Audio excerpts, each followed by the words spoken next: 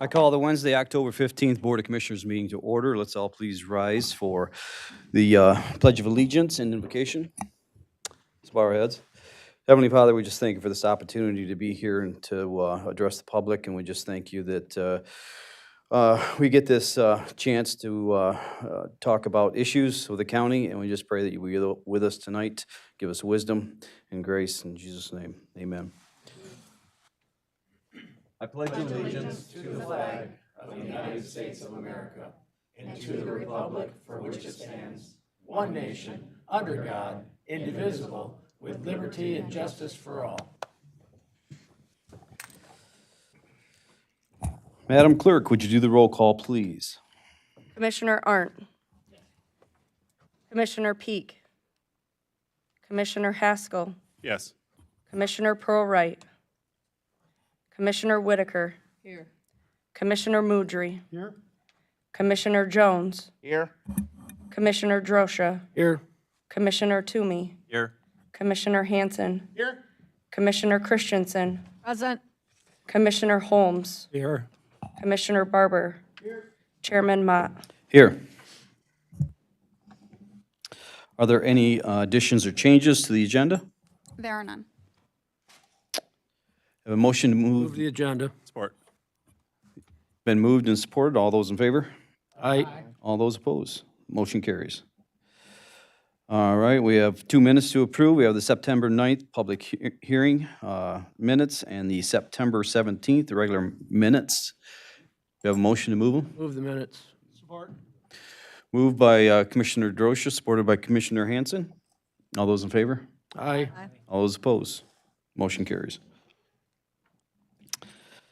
Next up, we have some communications. We have a resolution opposing budget cuts to the county revenue sharing from a few other counties. They're all in your packet. We have, next up, Chippewa County resolution supporting creation of effective bond or forfeit process for animals seized due to pending or active court cases. I urge you to read that one, that's pretty interesting.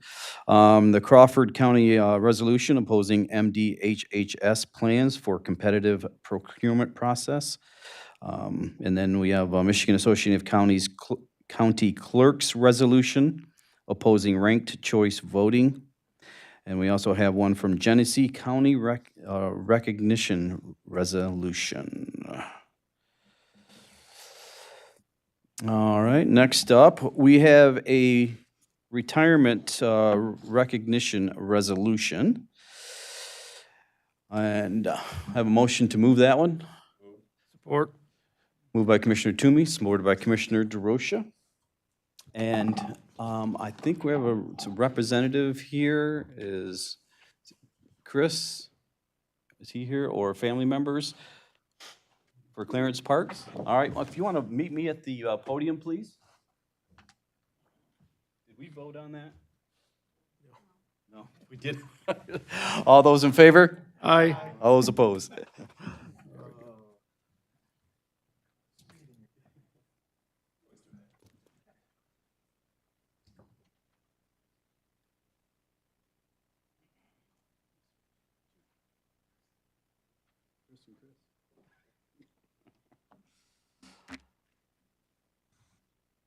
All right, I'm going to read this resolution for Clarence Parks from Construction Code.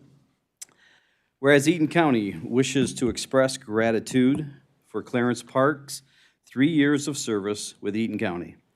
And whereas Clarence worked in the Construction Code office as a plumbing inspector from August 9th, 2022 until his passing on September 16th, 2025.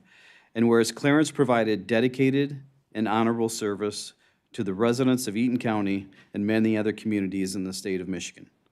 And whereas the Eaton County Board of Commissioners seeks to recognize and express appreciation for Clarence's years of dedicated public service, now, therefore, be it resolved, the Board of Commissioners shares in the deep loss and sorrow the Parks family is experiencing. And be it further resolved, the Board of Commissioners does hereby recognize and thank Clarence for his years of exceptional service of Eaton County and expresses its deepest sympathy to the Parks family.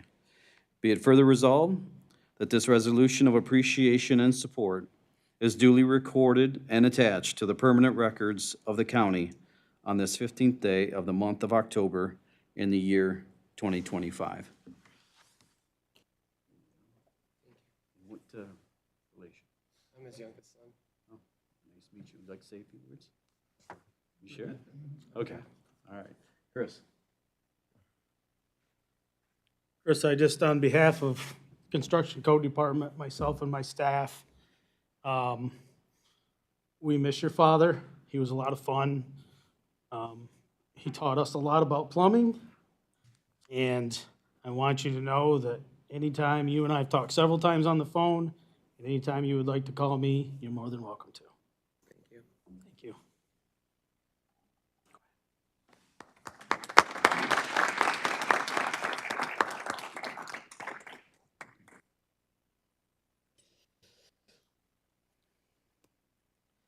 All right, next up, we have limited public comment. If you'd like to address the board, please approach the podium, state your name, and please limit your comments to 3 minutes.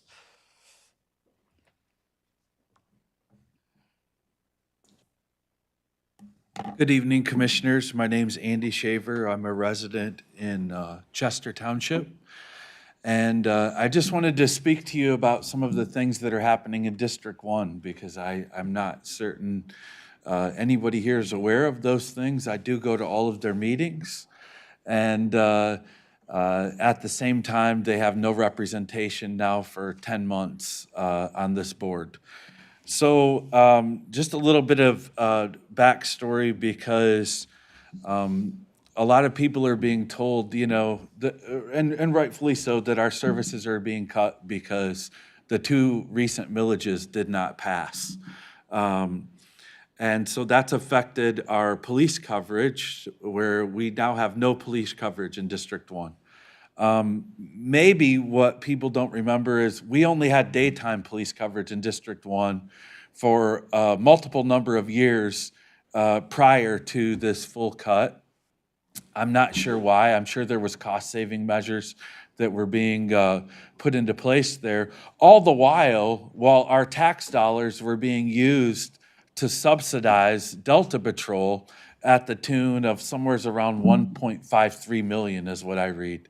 Now we're at the point where Delta Township pays for all of their policing and we don't have any, and I understand that. Our townships can't afford or choose not to afford to pay extra for that coverage, and I understand that. But now we're at a crossroads with planning and zoning, and I fully support the cuts that needed to be made to have a balanced budget.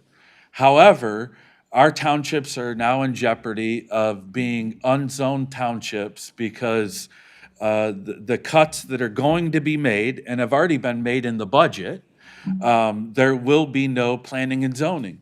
So all 4 townships that I live in the district of are trying to scramble to figure out what they're going to do for building and zoning. And my issue today is they're not getting the same story from different people at the county that they speak to. And so I'm up here to implore on behalf of all of the citizens in District 1 that have no representation in this on this commission, that administration as well as representatives of the elected officials reach out together to District 1 and let these 4 townships know what there's going to be, when there's not going to be coverage, and what options that they might have to be able to deal with that. I understand that there may be options that the county offers. I also understand from other people there may not be options that the county offers. It's not fair to our taxpayers in District 1 that all live in rural areas to not even be able to get an answer from the county about what things are going to look like, whether it would be December 6th, December 31st, sometime next year, we don't know, but we need to be able to make decisions. And so I'm asking you, we're trusting you in good faith to be able to give us the information that we need. And so on behalf of all of those 7,600 some odd residents, that you would please speak to our elected officials and let them know what it is that we need to do and that we need to expect and when we need to expect that. Thank you very much. Is there anyone else? All right, there'll be another opportunity at the end of the meeting. All right, next up, we have the Board of Canvassers appointments. So I am going to kind of inform you how we're going to go about this. So if I make a mistake, correct me. The ballots, we're going to vote on one from each party. So the ballots will be distributed with names of nominees for consideration and appointment to the Board of Canvassers. There is one opening for each political party. To meet the requirement of the Open Meetings Act, commissioners' names will be printed on their ballot and vote for their two choices, one from each political party. Once collected, Deputy Clerk Morris will read each ballot, noting the commissioner's name and the names of their choices. Based on the clerk's tally of commissioners' ballots, Chairman will ask for a motion and support to accept the results of commissioners' ballots cast.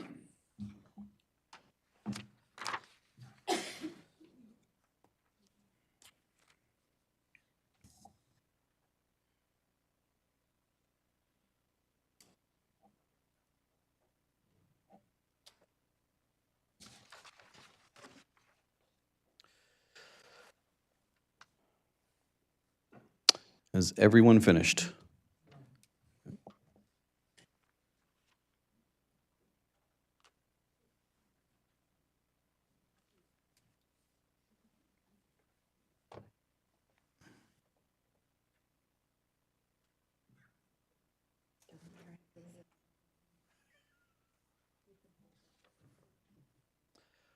Okay, we can collect the ballots.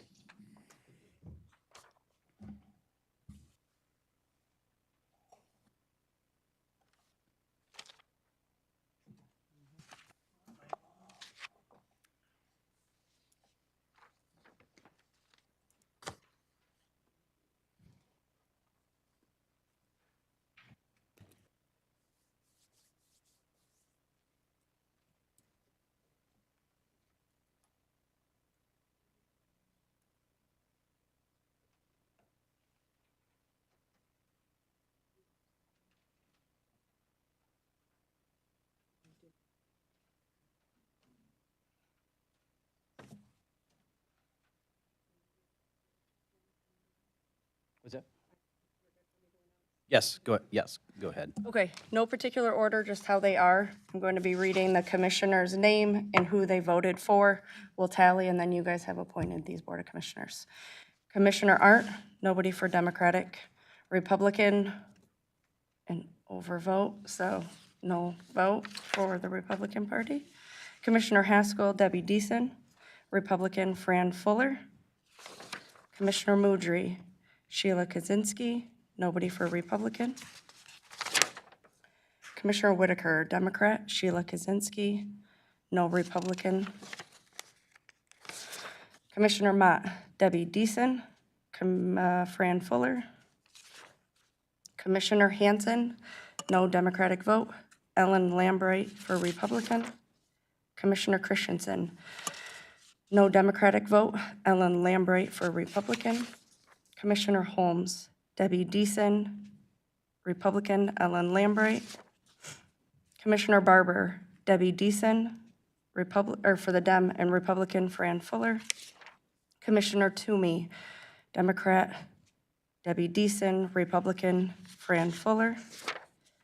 Commissioner Jones, Debbie Deason, Democrat, Ellen Lambright, Republican. And Commissioner Drosha, Democrat, Sheila Kaczynski, Republican, Ellen Lambright. So it looks like you guys have appointed Debbie Deason as your Democratic canvasser and Ellen Lambright for your Republican nominee.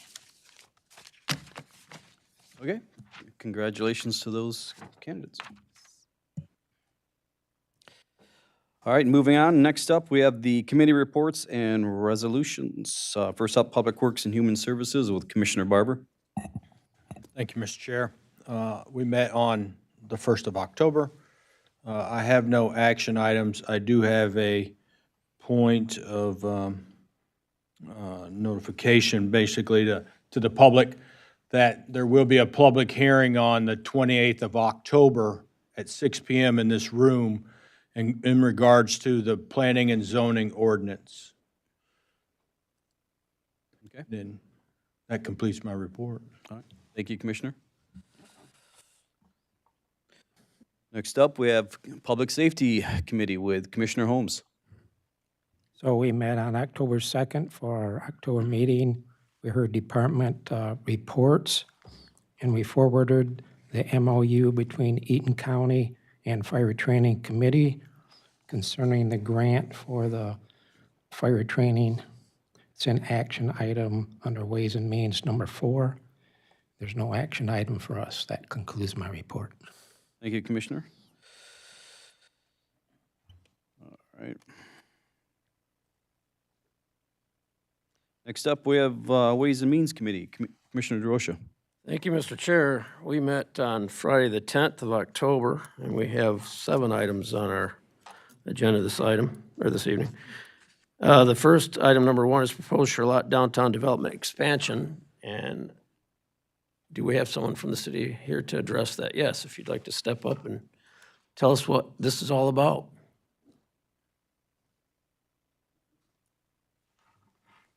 My name is John Laup. Last name is Laupp for the record. I am the current chair of the Charlotte Downtown Development Authority. I am also a building owner, business owner, and resident in our downtown district.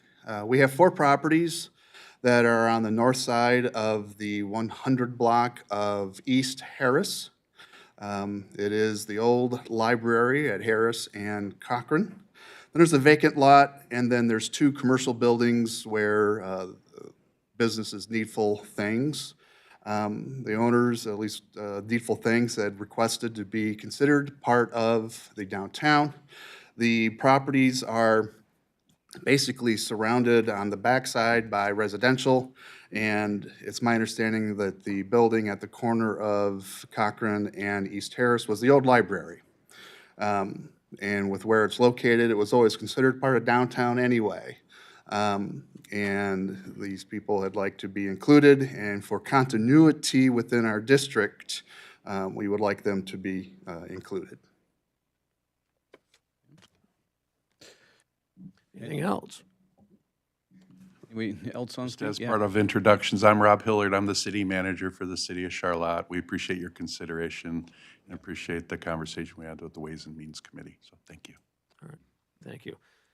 We had this discussion on Ways and Means partially, and then we decided as a body to move it to this evening's meeting to get more involved in this. Correct me if I'm wrong, but this is just an extension to this agreement. This is not a new agreement. Is that correct?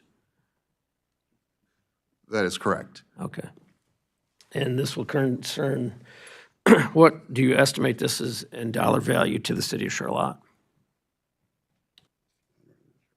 Again, it's a very low amount. It's 4 parcels and it's on the increment, hundreds of dollars. I think your report might indicate that, but no, very little amount of money, but a real strong message for partnership with our city businesses in downtown Charlotte. So. On the screen, it does show the impact to the county revenue. That's over the next 30 years, right? Yes. Yep. I'm looking at this and I agree with you. It's a very small dollar amount for what I think you could do to help out the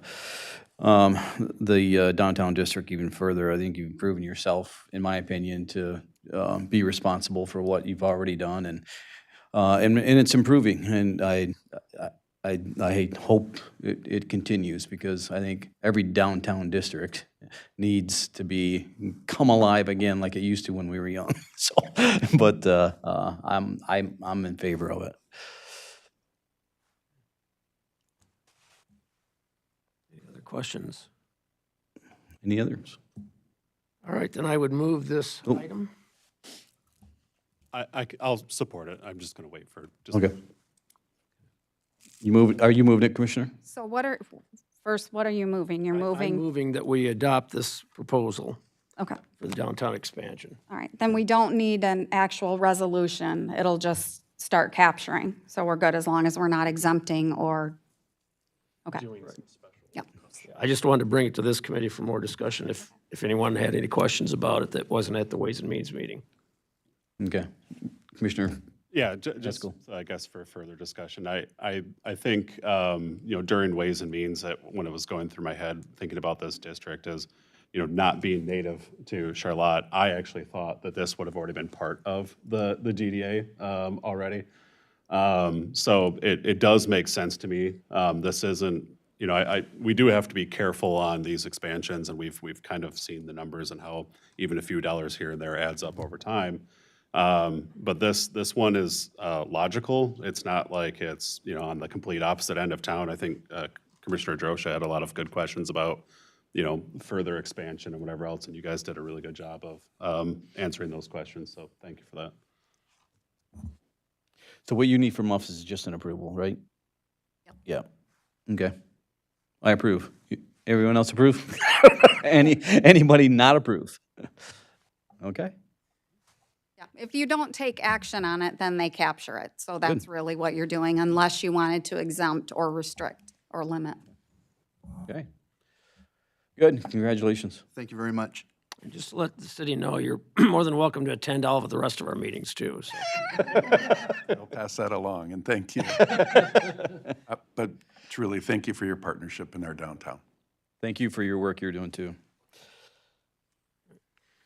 Thank you, gentlemen. Thank you, Mr. Chair. Item number 2 is a resolution to adopt annual exemption option as set forth in 2011 PA 152. Yeah, do we have anybody that's gonna? I can. Okay. So this is annual process we go through. We've done an analysis of our rates. We did a pretty detailed presentation at the Ways and Means on Friday. The last 2 years, we have used the exempt option under PA 152. Essentially, you have 3 options under the law. You can either do an 80-20 split, and this is the cost share between the employer and employees. Or you can use what's called a hard cap rate, which we showed graphically has not kept pace with inflation or health insurance costs. So we are again recommending an override of PA 152, which gives us the ability to come up with a custom formulary for the cost sharing. And then we are requesting that the increase to employees for their portion be 5%, the same as their cost of living adjustment. And we went through those figures on Friday. This is in line with what we budgeted, as well as making sure we still have some money in the budget in case our claims come in higher than anticipated. We think it's the best course of action. So administration's recommendation would be an override, which requires a 2/3 vote, and then we would adopt the rates afterwards. I just want to make sure that you understand the rates are not the 5% pay increase. It's 5% on the current premiums, just That's a for, good for distinction. the employees, yes. And I will note, I think state of Michigan had to do some pretty hefty increases, so I'm glad you made that distinction. This is, again, an area where we may not be the top paying agency around in agency levels as we compete with state of Michigan and other employers in the area, but in one way, we've helped preserve benefits for our employees. Our health insurance has been one of them. So we want to continue to hold that, even though we've got the struggles we have. This is one area where we try to deliver for the employees. So. And I would move this resolution. Moved by Commissioner DeRosa, supported by Commissioner Haskell. Any questions or comments? Seeing none, all those in favor? So I think the first one we'll have to do a roll call because it's got to be an override. Sorry. Oh, okay. That's okay. That makes sense. Commissioner Arndt, Yes. Commissioner Haskell, Yes. Commissioner Whitaker, Yes. Commissioner Mudry, Yes. Commissioner Jones, Yes. Commissioner Drosha, Yes. Commissioner Toomey, Yes. Commissioner Hanson, Yes. Commissioner Christensen, Yes. Commissioner Holmes, Yes. Commissioner Barber, Chairman Mott. Yes. Motion carries. All right, thank you, Mr. Chair. Item number 3, it's hard to believe, but here we are in October, looking towards January 1st, and we have to approve a holiday schedule for 2026. So I would move this holiday schedule. Moved by Commissioner DeRosa, supported by Commissioner Haskell. Any questions, comments? Seeing none, all those in favor? Aye. All those opposed? Motion carries. Thank you, Mr. Chair. Item 4, adoption of a memorandum of understanding with the Eaton County Fire Training Committee for the Fire Training Center. And this has been a couple months of discussion. And I would move this forward. Support. Moved by Commissioner Drosha, supported by Commissioner Christensen. Any comments, questions? Anybody not know what this is? All right, all those in favor? Aye. All those opposed? Motion carries. And I would ask Ben to repeat to us at this meeting, when's the end date on this? Yep, for the fire training. They will be voting on it, the fire training committee, I believe, tomorrow. I want to say we have 2 to 3 years to expend the money fully, but we anticipate, because it's a capital improvement project, that once we get through the initial procurement, it'll hopefully be done within a year. I think the firefighters would like to have it done sooner than later, so that'd be a big win for everybody. And then once we are done with expending the money into our final reporting period, we would be free of the obligation of the grant. So, All right, thank you.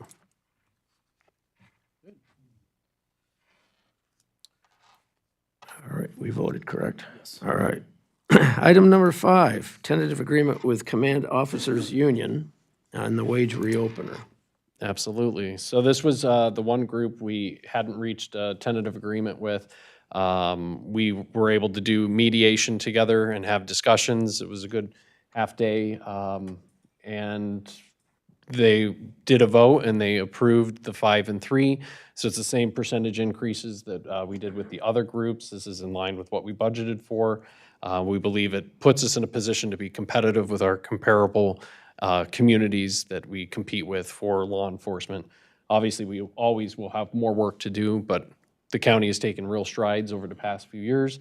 It was mentioned the reduction of road patrol coverage. That was 100% staffing. When I came on, we were down 16 positions. We didn't have enough staff to provide 24/7. And at that time, it wasn't a budget issue, it was a bodies issue. We just could not get people to come work at Eaton County. So this would continue that trajectory of making this a place people want to come, not just for a job, but for a career. So they've already approved it, so if it's approved here, it includes retro back to October 1st for the Command Officers Union. Yep, and thank you for your work on this, both of you. It takes a lot of time. And this does need a vote. Connie's right, yeah. Is there a motion? I would move this. Moved by Commissioner Drosha, supported by Commissioner Holmes. Any questions or comments on this? Seeing none, all those in favor? Aye. All those opposed? Motion carries. Thank you, Mr. Chair. And item number 6 is the sheriff notary fee schedule amendment. This did not take a lot of discussion, but we have increased it. What's the increase going to be today? So from $2.50 to $5. $2.50 to Yes. $5. Yes, thank you. So, yes. Not 250. No, not 250. So, and I would move this. Moved by Commissioner Drosha, supported by Commissioner Hanson. Any questions or comments? Seeing none, all those, oh, sorry, Commissioner Toomey. Yeah, I just wanted to ask if, I know you pulled some numbers at the public safety meeting, I believe it was, when we talked about this initially. Was there any additional numbers that we found on how much we collect in that a year, or was that kind of just, we just don't really have a great? No, I could not find anything else and didn't receive anything from the sheriff's office to show that the number was greater than what I had pulled during the meeting. Okay. So it's a very low amount, but again, it goes to the work that the clerks are doing. Right. Okay, thank you. I was just curious if you'd received any other. No. And this fee schedule will be posted on what page on our website? Sheriff's Department site would have the fee schedule, I believe. I'd have to go look right now. All right, thank you. All right, all those in favor? Aye. All those opposed? Nay. Motion carries. Thank you, Mr. Chair. And lastly, item 7, we need to pay our bills, so I would move that we pay our bills. Support. Moved by Commissioner Drosha, supported by Commissioner Toomey. Any questions, comments? Seeing none, all those in favor? Aye. All those opposed? Motion carries. Thank you, Mr. Chair, and that concludes my report. Thank you, Commissioner. That brings us to the Administrator's Report. Yes, we are 15 days into the new budget year. So it's going along smoothly so far, so good. The only thing I really wanted to mention tonight is that as we talked about with the Delta Township contract, that we have that settled. We have 2 other contracts that we are looking to work on first. So we met with Windsor Township related to their police services contract, gave them a dollar amount that was the exact terms of what the Delta contract is. So we told them that it's a large dollar amount, but that was what we had to go through. We had talked to the sheriff and undersheriff at that meeting, said that we needed a staffing model to put together. We met today with the chief deputy, Seidel, and he has a call into Delta Township manager Brian Reed to start talking about how this impacts their contract, as far as like any staffing related to command. At first, Delta Township had told us that Ben and I had a meeting with them, that they weren't ready to commit to any type of a contractual arrangement between another community and the township. So after talking, lengthy discussion this afternoon, Chief has some ideas that I think are good and reasonable. So once we have a meeting with the township, which we are proposing to meet with the supervisor, chairman of the board, the sheriff, Ben and I will be there, and the chief, to go over everything, give them some statistics as to what the staffing looks like in terms of what's the supervision in Oneida, the supervision that's in Windsor Township, and how that affects the way that we put the Delta contract together. Because again, that contract specifically, and one of the reasons we were able to get it to go through the way that we did, was to say that there was not going to be another community that had a better contract than what Delta did. And again, it's a $4 million payment that Delta was making before, and now they're making an $8 million payment. So their interest in that was significant, and it potentially, with us not having Out County, involved Delta's staff going to other communities. So this is one of the things that Delta wanted to look out for. We're looking out for it as well, just to make sure that we're in line with what we should be doing. We're looking at potential for overtime and a staffing of a deputy. Windsor currently has a deputy. It goes through 12/31. Oneida currently has a contract that is handled with overtime. If we can work out something with this where Delta Township takes over some type of supervision if necessary, and the townships pay a portion, including the admin fee, we can do it for, we knew obviously less than what we were looking at when we told them the worst case scenario. But hopefully it's something that could fit into their budgets and does not cost the county anything for what we call Command Central now, not Out County, and doesn't require us to increase staffing in the short term.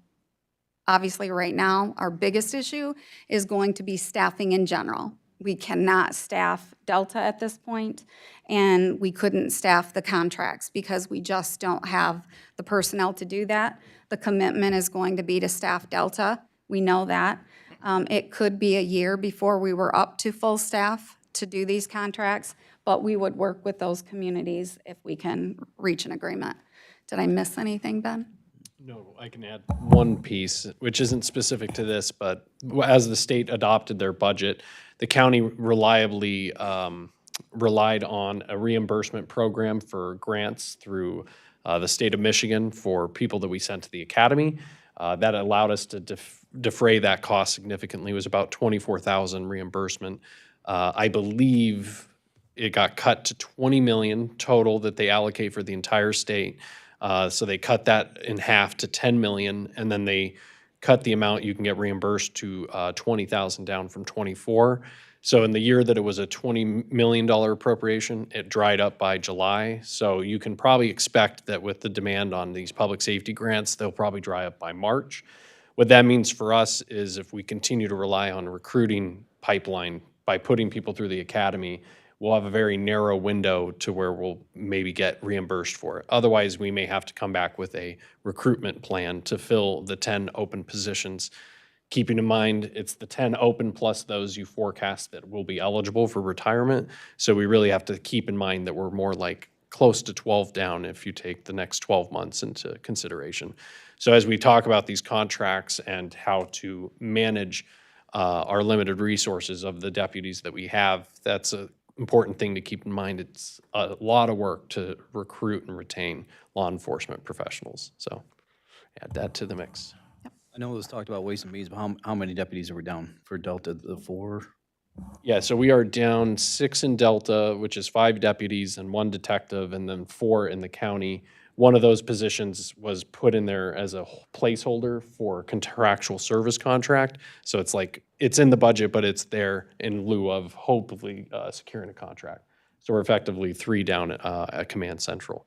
We've had some retirees come back to do transports and that function in security. So that's why Command Central is down to 4. And then we're hoping to continue to attract additional officers back to help staff Delta. Okay, good. Commissioner Christensen. So a couple quick questions for Ben.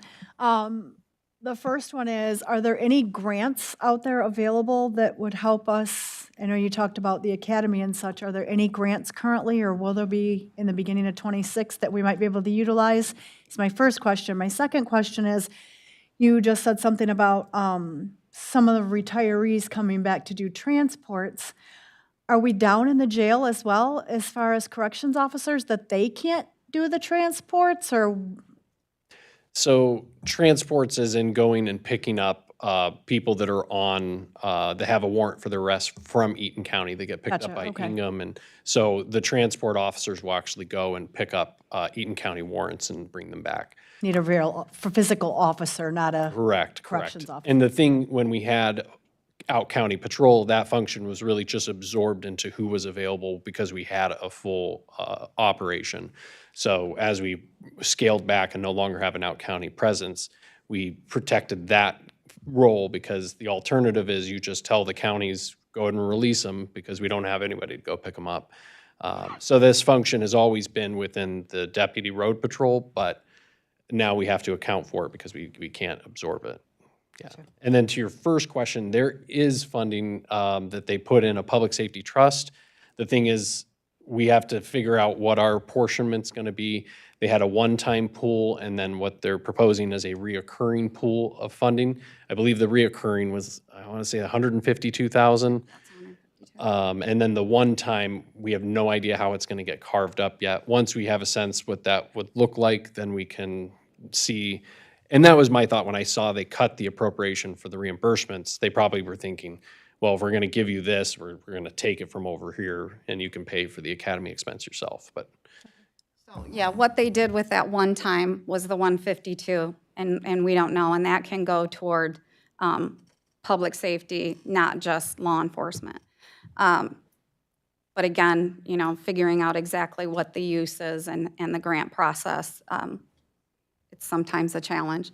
As far as the other funding, the trust fund funding, that one, if we take our revenue sharing appropriation and how that's calculated, we ran those numbers, which is what some of the other administrators in the other counties had done.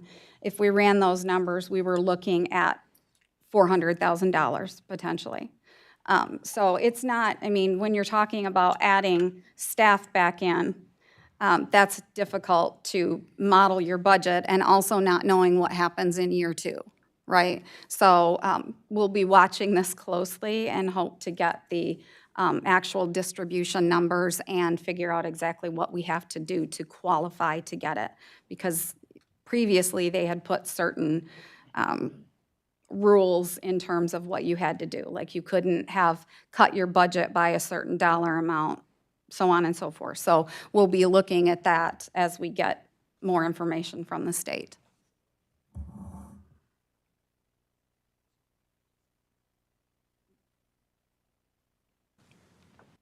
Thank you for that. Anything else? I'm good. Okay. Thank you, Commissioner. Sorry to demote you like that. Controller Sobe. All right, next up, we have elected officials' comments. Good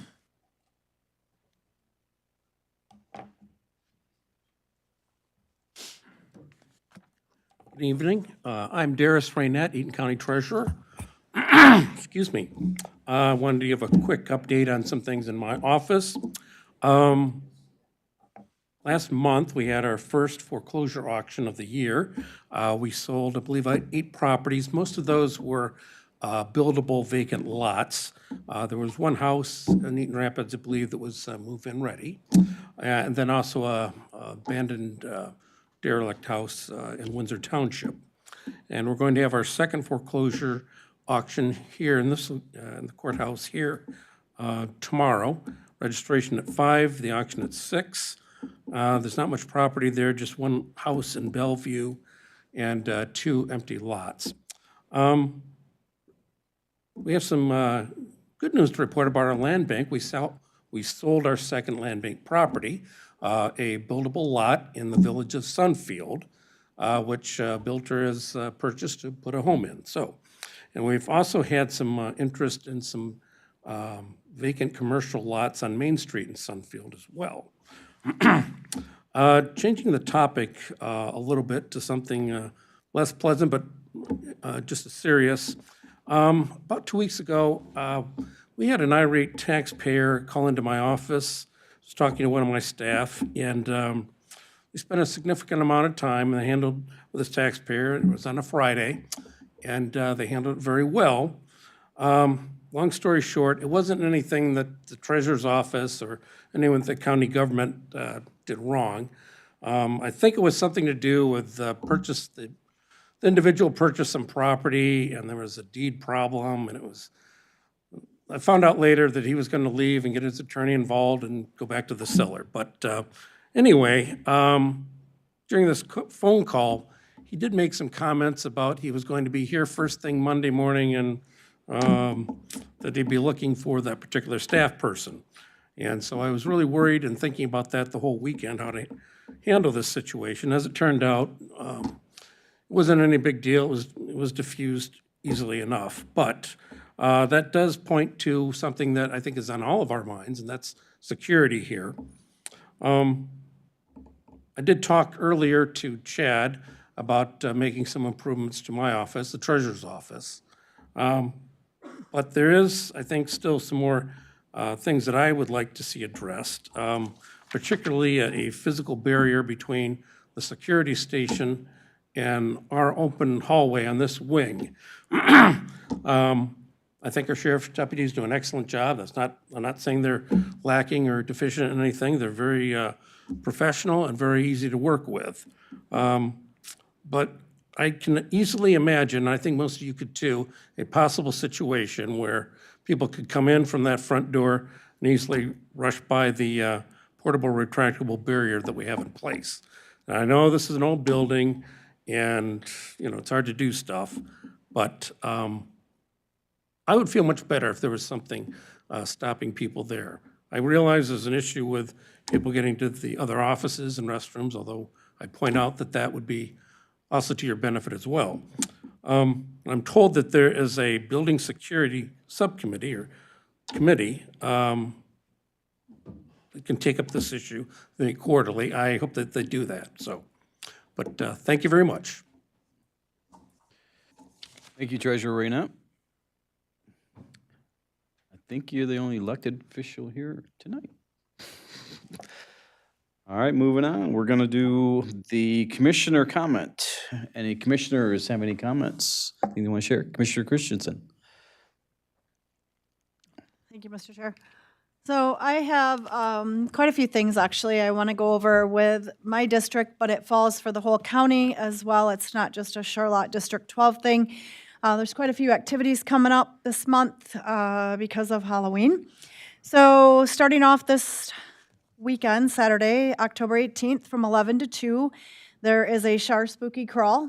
So you start at one business and it's kind of like a mom's day out, but couples can go, you can take the kids, anybody can go, but you trick or treat business to business basically, and you get a treat while you're there. By the time you get home, you can assemble like a whole cookie board or like a little charcuterie board, or you get a lot of treats and snacks. So the money that's raised for that, it's $10 a person.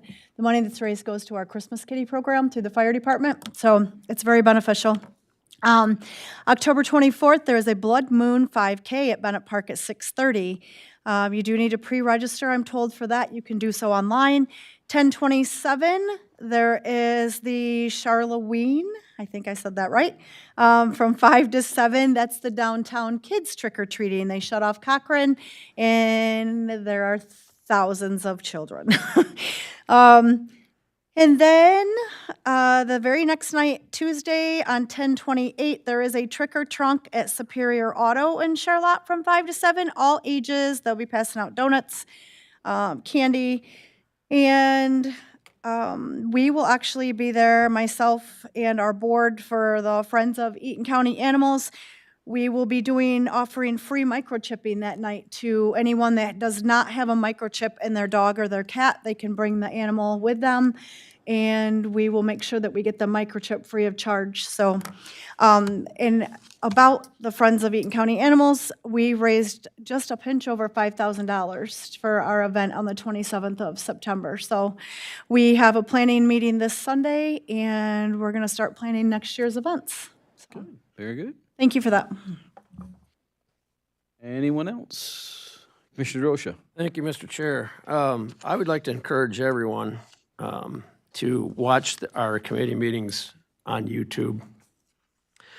There's a lot of questions we get that sometimes, I mean, I'm guilty of this. I can't remember exactly what the discussion was, so I kind of summarize it. So if you have any questions about what's going on in your county, YouTube is accessible to almost everyone at this point, and they're live and archived, so I'd encourage everyone to watch those. The other thing I would encourage is, this goes out directly to our townships, that whether you're a charter township or not, I would encourage you to attend that hearing that's coming up on the 28th, yes. And so that everybody gets the same information at the same time. And this is vital to our county, because if we choose to rescind this ordinance for planning and zoning, then that will drop that responsibility directly into the laps of our townships. It's already the responsibility of a charter township, but we do have a couple of our general law townships that have taken on that on themselves also. So I would urge you to attend that meeting, and then to the public also. And I will assume, Logan's busy, but I will assume that meeting will be live on YouTube also. He says it will. So thank you, Logan. Thank you, Mr. Chair. Thank you, Commissioner. Any other commissioners have any comments? Commissioner Toomey. Thank you, Mr. Chair, and thank you to Commissioner Christensen for reminding me about all the holiday Halloween events coming up. So in Diamondale, our trick-or-treat this year is going to be 6 to 8 p.m. on October 31st. We always have, for the elementary school kids as well, a trunk-or-treat. We also have a new elementary school that'll be great to check out, so that'll be on the 24th from 6 to 8 p.m. of October. And also just want to give a quick shout-out to the Lansing Regional Chamber of Commerce. Was recently with them this month to talk to some of the young leaders in our region, which is really great to see all the fantastic things we have going on in Eaton, Ingham, and the whole Lansing region. And also for the Farm Bureau annual event, it was great to get to talk to some of our farmers as well and see what their needs are right now in the county. So thank you. Good. Commissioner Haskell. Yeah, just a quick note for me. I wanted to compliment Treasurer Raynette on bringing up the security issue, and I appreciate him looking out for his staff. It does sound like it was a needlessly dramatic moment in his office. I too am anxious to see what we can come up with for security. I think since I became a commissioner, it's been something that's always been on my mind. I know I've messaged you in the past, Mr. Chair, about singular events, not something so systemic as this, but you know, it's not getting political tensions aren't getting you know, less. So I think it's something that is definitely worth looking into. Any other commissioners? All right, I'll just let you know that regarding our I've got an interesting ribbon cutting coming up. So in my district in Bellevue, they have a park that they just built with the pickleball court with the community parks grant that we give out to communities.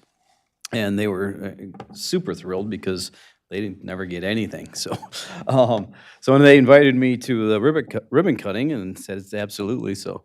Then they asked me if I wanted to play pickleball. I said, well, I guess I can try anything. And I think there's an EMT close by, so that may need to call that. I don't know, but that'll be interesting, and I'm super excited for that community. But any other commissioners? Yeah.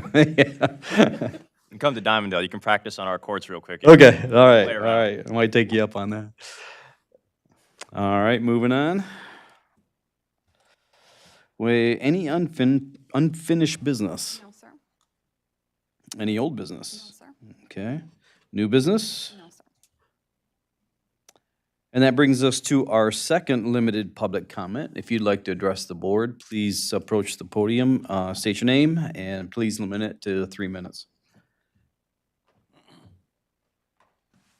Good evening, Commissioners. My name's Jeff Christensen. I am Charlotte City Councilman for District 1, and I just wanted to share some information that on Wednesday, October 29th, from 4 until 7 p.m., MDOT will be hosting I'm going to call it a forum, a community gathering to discuss the potential traffic flow changes and traffic calming in the city of Charlotte. And that's going to be the meeting to ask a lot of questions and get all the information you can. So definitely, if it affects you, you drive through there, it's a good one to attend. Bring a friend.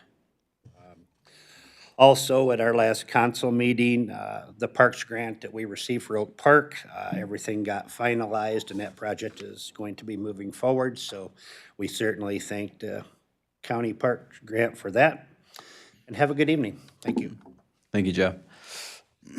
Anyone else?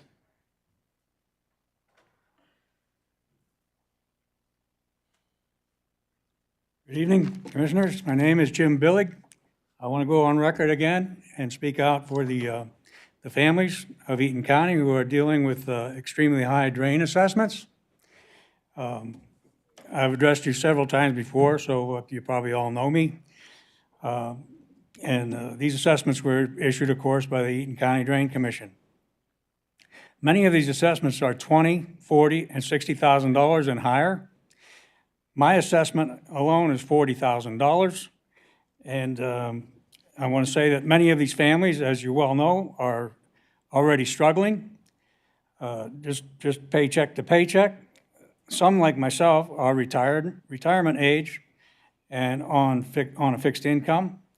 And many of the younger families are struggling to, week to week, trying to pay their own bills and just stay in their homes. All of us just want to stay in our homes. There's a lot of talk around about going, maybe we'll eliminate property taxes. That'll help a lot, but it won't help with a lot of these bills, 40 and 60 and higher. And my neighbor up the road, his bill is $200,000. So it means he's worked his whole damn life for farming to pay a drain bill. That's bad. That's sad. It reflects on everybody here at this courthouse, I think. Everybody. None of these families are prepared to pay these kind of these high assessments. For several months, I've been calling all levels of government officials all across Michigan. I don't care where they're at. If they're in Michigan, I'm talking to them and trying to generate some interest about this, because this is a crime as far as I'm concerned. And I'm trying to bring some attention to this matter and perhaps get some help for these families, relief from these families. I heard rumors to say some people say it's the Democrats' fault, some people say it's Republicans' fault. That's all BS as far as I'm concerned. I think all those kind of people need to get their head out of their butts and do what's right for these families, the taxpayers. And shame on them if they don't. If they're going to bring it to that kind of petty argument, that's terrible. Let's try to do the right thing for the families and the taxpayers. I think you even took that in your oath, which brings up another point. I'll mention that in a second. I will continue to call all the Michigan representatives I can. I don't care where they are on the totem pole about this, because it's a serious matter, and it's not only for me. I've said it a dozen times, and I'll say it again. I'm not looking for fortune and fame here. I'm not looking for one penny. I just know a lot of these families, and I can identify with them. Time is up, Jim. Yeah, well, I encourage anybody else who's dealing with this situation to do the same. Call your representatives, and I'll be glad to meet with anybody who wants to talk about it further. I am going to take one more second. I think I deserve it. I'm going to say that I came here to talk about whether I could get the oath and obligation that you people take when you are sworn into office. Something simple, right? Fairly simple. I have to FOIA that. That's terrible. That's terrible. I can watch the oath and obligation the President of the United States takes. It's public. It's I can imagine pretty much what's in it. So it's probably pretty simple. I'm not going to FOIA it, but I think that's a crime too.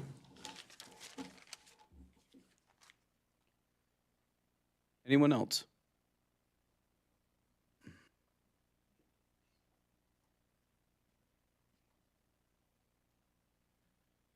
Andy Shaver, Chester Township. Thank you for the job that you guys are doing. I understand there's not a long line of people behind you that would be waiting to do it if you didn't want to. And thank you for the comment, bringing a little bit more clarity to police coverage in the out county. However, just understand that a cut to service is a cut to service. And it's felt by those that are paying taxes, but it's not felt alike. And a lot of the cuts that are happening are cuts that are affecting people in the out county. And I understand, because I've been to nearly all of these meetings, and I understand these are the cuts that are being made are the only cuts that can be made. However, just I implore you, remember the people in District 1. Come the first Tuesday in November, they'll have a representative. But until then, you all are the representative for District 1. And we don't get attention unless somebody comes and speaks to the issues that we're facing. And so I understand some of you listen to me when I'm talking and other of you pretend like you're doing other things. That's fine. But please pay attention, not to me, but to the people in District 1 that they need help to be able to make some of the decisions that they need to make. And we need deference in these next few weeks as other areas have received preference or deference. We need to be one of those areas. So thank you very much for your consideration and for everything that you're doing. Is there anyone else? All right, seeing no one. That brings us to adjournment until Wednesday, November 19th.